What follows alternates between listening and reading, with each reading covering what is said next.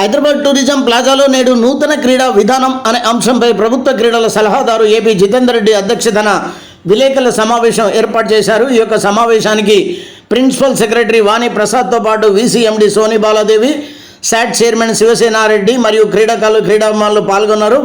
ఈ యొక్క సమావేశం అనేది క్రీడా పాలసీలో ఎలాంటి ప్రణాళికలు పొందుపరిస్తే విధానపరమైనటువంటి క్రీడాకారులకు లాభం చేకూరుతుందనే సమావేశం ఏర్పాటు చేశారంటూ మరియు ఒక విలేకరి కోచ్ల పరిస్థితిపై అడిగినప్పుడు క్రీడా పాలసీలో కోచ్లకు సరి అయిన న్యాయం మరియు కోచ్లను తీసుకునే విధానం కూడా అందులో క్రీడాకారులకు ఎట్లాంటి సదుపాయాలు కల్పిస్తే పథకాలు సాధించే దిశగా ఉంటుందో అలాంటివన్నీ పొందుపరుస్తామని చెప్పినటువంటి వివరాలు.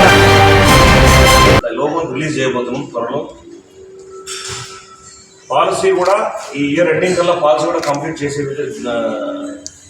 పరిస్థితిలో ముఖ్యమంత్రి రేవంత్ రెడ్డి గారు స్పోర్ట్స్ను పరుగులు పెట్టిస్తున్న పరిస్థితి మనం అందరం చూస్తా ఉన్నాం.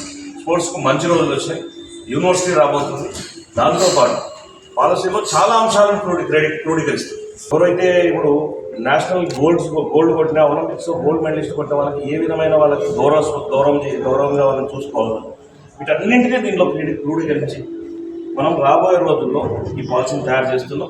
కొత్త అంశాలు ఏమైనా చేకూర్చాలా, ఇప్పుడున్నటువంటి స్పోర్ట్స్మెన్స్కి ఎటువంటి అవకాశాలు ఉన్నాయి, ఏ విధంగా మన తెలంగాణలో అవకాశాలు ఉన్నాయి, వాళ్ళందరినీ క్రీడాకారులకు సంబంధించినటువంటి ముఖ్యులని కొందరిని కూర్చోబెట్టి వాళ్ళకి సంబంధించిన సలహాలు అన్నీ తీసుకుంటున్నాం. ఆ సలహాల మీద మనం ముందుకు పోవచ్చు. రాబోయే ఒలింపిక్స్లలో ఖచ్చితంగా తెలంగాణ నుంచి గోల్డ్ మెడల్ వచ్చే విధంగా ఈరోజు అన్ని విధాలుగా ఉమెన్స్లో కానీ మెన్స్లో కానీ గోల్డ్ సాధించే రూట్లో ఈరోజు తెలంగాణ ప్రభుత్వం ముందుకు పోతుంది. కోచెస్కి సంబంధించిన దాంట్లో కూడా ఈ పాలసీ తర్వాత అందరికీ అన్ని సమాధానాలు దొరుకుతాయి.